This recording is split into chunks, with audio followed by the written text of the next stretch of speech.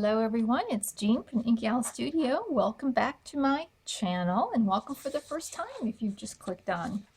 I am working on Jane Austen's book, journal. I'm calling it Emma.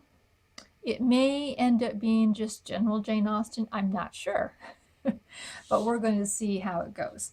I have decided on the cover, and I had shown these previously, and I'm going to use the rose pattern one, and eventually I'm going to probably cover it with some crochet lace in the end of it, at the end of it all. It is cloth, but it's very, very firm cloth, and I'm using a method that Wendy from Wendy's Journal Adventure used, and that was to take a canvas, and I'll put her link down below. Take canvas, apply Mod Podge, and then put over another fabric. So her recommendation was to use a heavy with a medium, or a light. See, you'll have to watch the video. I forgot now, but it was a combination of lightweight and heavyweight fabric, so that it has a good weight to it. I used really, really stiff canvas. I mean, I think it really is canvas, not just duck or poplin or even fabric you get to cover upholstery fabric. Was really, really heavy, and I put on a medium weight fabric over it. Might be stiffer than what I thought was going to come out. I guess my point is it was stiffer than I thought it would be. I think the Mod Podge also adds to that stiffness to it. So I'm going to go with it, and I think it'll be just peachy, and hopefully, yeah. And if it doesn't work out, I'll have to make a new cover, that's all. So that's what I'm doing here for that part of it. Now, I've gotten papers and ephemera from 2 or 3 sources. One was the Graphics Fairy Premium site. Another one is Romantica Arts and Artie Mays. And also a lot of papers from My Grandma's Attic by My Porch Prints. And I'm going to put links down below to those sources down there. And you can go to their site, and if you just put in Jane Austen, search all their digitals, you know, this will come up. Anyway, so I am planning on doing 3 signatures, and I'm going to cover each signature with a lightweight cardstock. And I printed this on, in case you're wondering, on Epson premium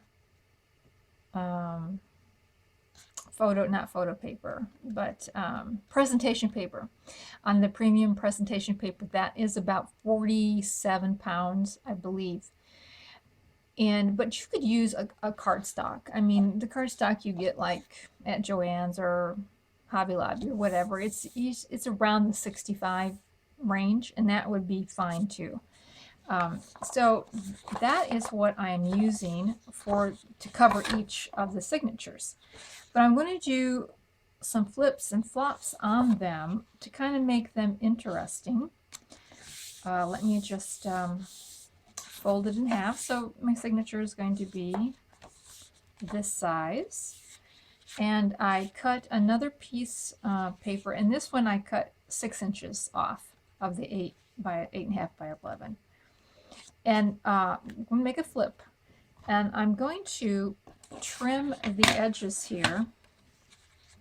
I mean, this is my plan. I mean, you know, the plan could change at any moment here, but my plan is to trim, you know, do a kind of a fancy trim here. Oops, one more. Dun, dun, dun. On the edge. And again, you know, you could, if you didn't have one of these punches, you could use like gingham scissors, maybe. I know there's some rotary blades out there that have different design patterns on them, so that might be. Or you could get scissors that have decorative designs on them, or you could not do anything and just use a straight paper. Okay, let me get this off of here. Alrighty. Now I want this to be just on the edge of this paper, so it looks like kind of a fancy trim. It's kind of my idea about that. And let me just quickly give it a little bit of, and I am lightly distressing this journal. It's not going to be heavy, but just a little bit. I do like to do it because I think it gives the dimension. And now I'm going to put a score line down here so it can fold over nicely. And I'm just going to take a ruler and a stylus, because if you're just doing a single piece of paper like this, you know, that works out, I think, pretty good. Let's make sure I got everything lined up. So I want to allow probably about 3/4 of an inch here.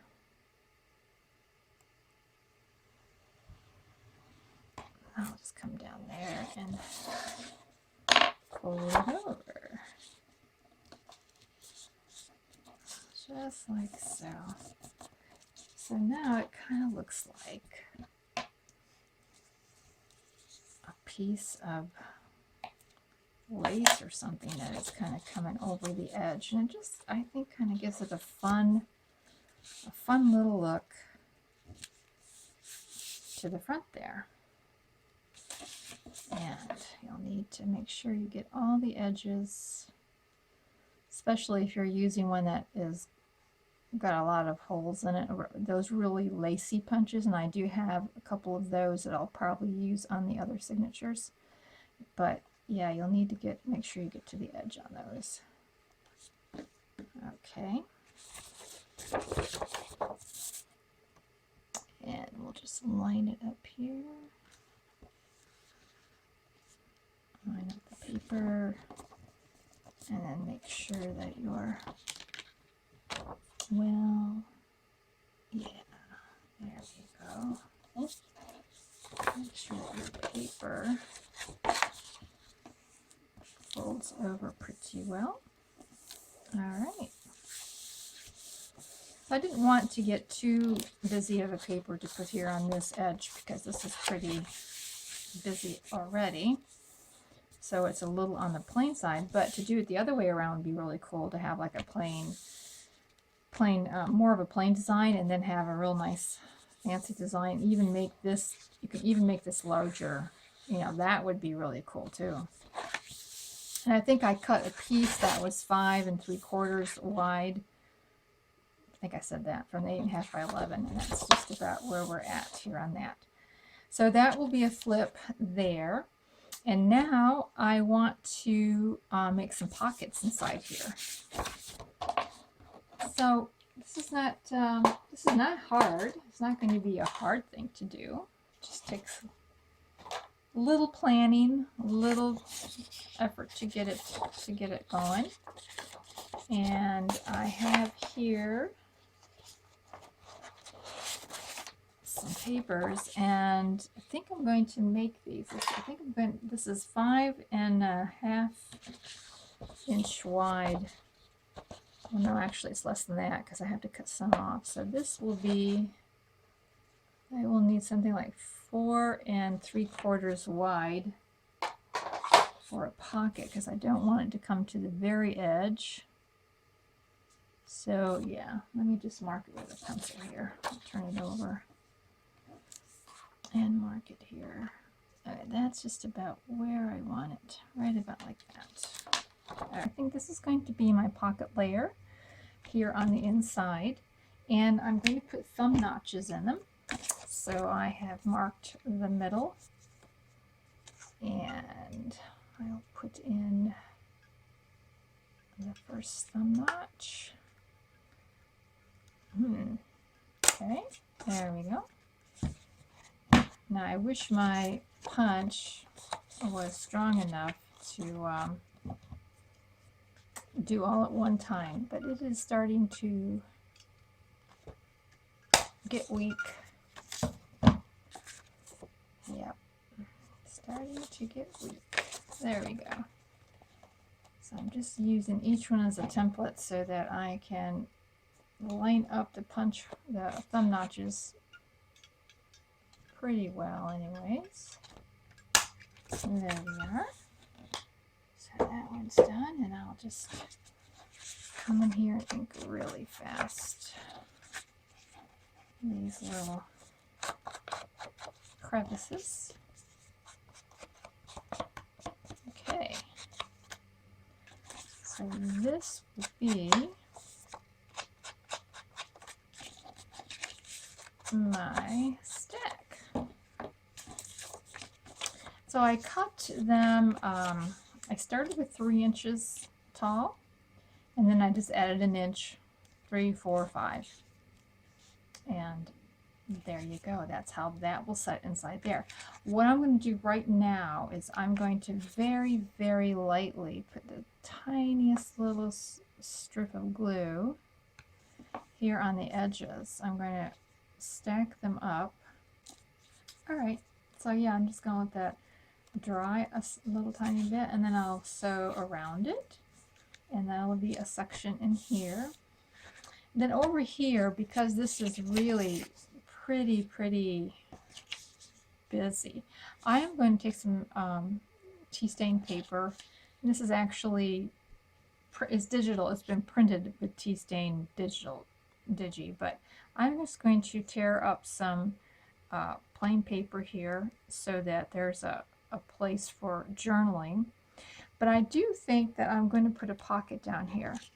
Let me just go sew on this, and I'll come back and finish that part up. All right, I sewed around the pockets and I glued them in. So they are all set and ready. Down here I'm going to put a little glassine envelope, and I sewed around the edges. I'm really liking this sewing before you put it in, because then you don't have to I think I want to do too much planning. As much planning as you do if you are going to sew it right into the page itself. I think the lights here are a little off. There's a little bit more. So here is going to be the glassine bag. So this has this little journaling area, and I am right on chosen this journal card to put down the green. I mean, it's not awful, but it was brighter than I thought. A little bit of green. It's kind of the way printers are. You see something on your monitor, and then you go to print it out. It's like inside, and then for the little flap, what I thought was going to be at all. I have these stickers of buttons I got a long time ago, and they're pretty cool. I should really use them more than I have. Obviously, I've not used them that much, but they actually, I think they're going to work a little bit more. One of these are going to work really well here. I've often thought about scanning some of my vintage buttons and using them, seeing how they turn out as a scan, and see if I can't size them down to the size I want. You know what? I might even go for this green button. I don't know. Let's see. Should have decided this before. You know, I'm going to use this button because this looks a little bit more from that age. I think they had more silver, metal kind of button things. There we go. Now I wish I had the perfect round punch for this, and I do not, so I'm going to have to be happy with this one. And let's just see how this will work for me. Alright, there we go. It's the smallest punch I have, but I think if I ink around it, I think that button will work out well. There we go, and I'll just tuck I'll just tuck inside like that. So we'll just glue down about half of the button, or half of the little medallion that I usually put down here for these envelopes. About halfway, and then put it over it like that. So now we've got like a little tuck to put that envelope in. Envelope flap. There we are. And then I'm just going to glue on these two sides so that I have a pocket, or sort of a slip place.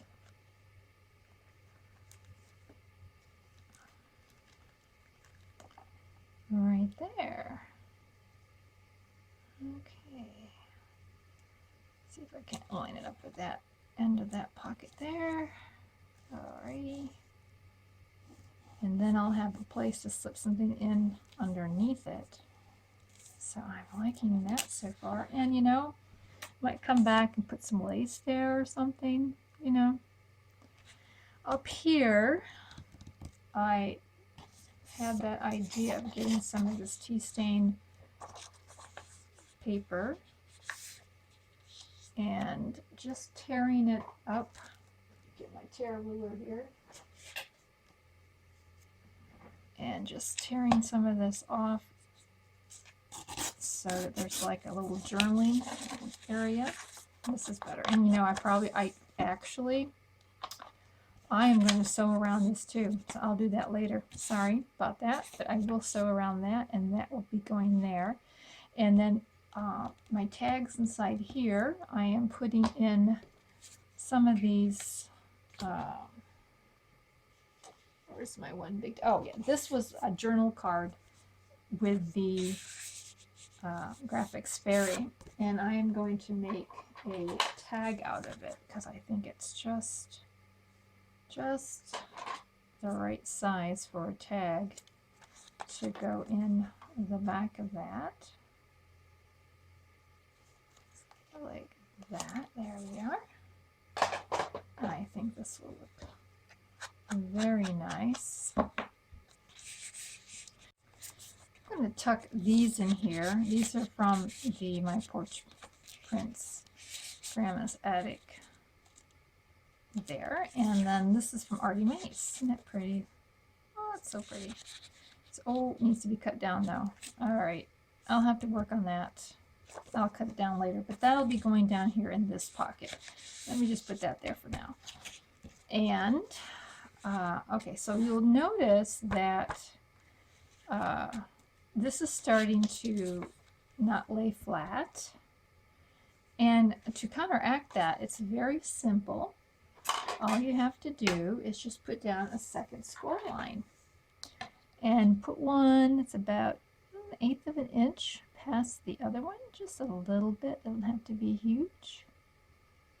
But just a little bit more past that. And fold it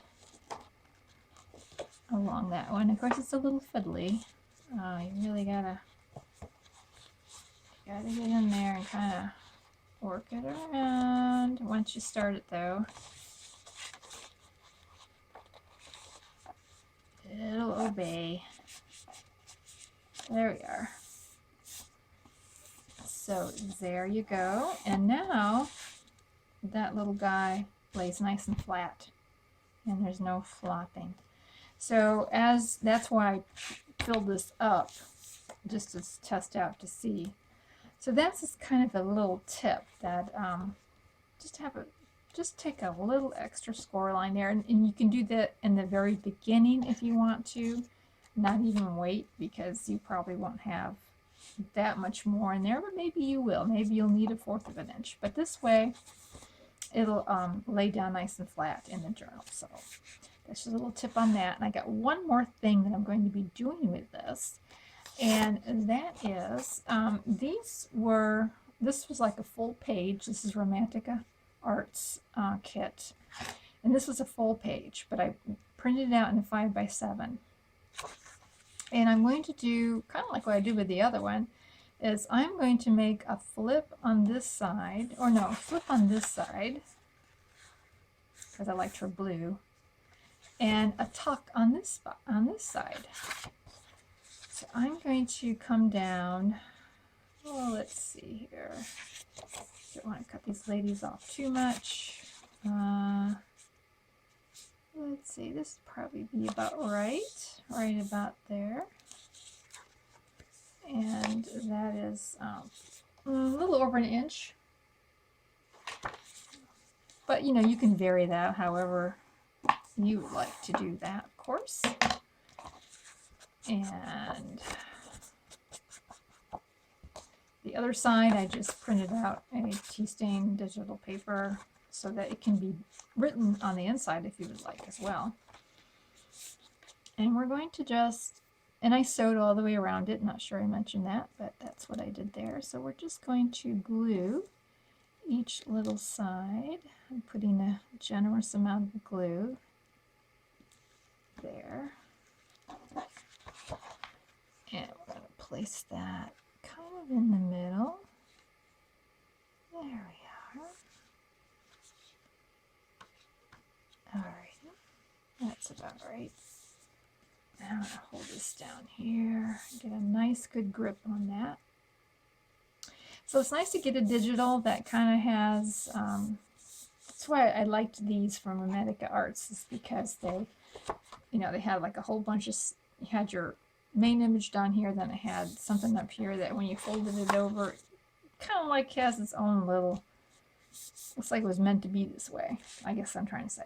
So this is going to be a tuck spot, and over here is going to be a flip, and I'm going to probably put more tea stain paper right underneath here so that when you flip it open, you'll have another writing space here. That's probably what I'll be doing. Yeah. And then, hey, you could put a little pocket down here too.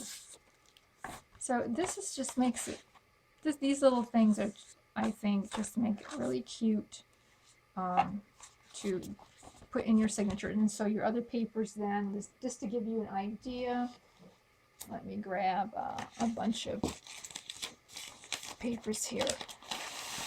So here's the tea stain paper I have out for it. So it needs to be cut down.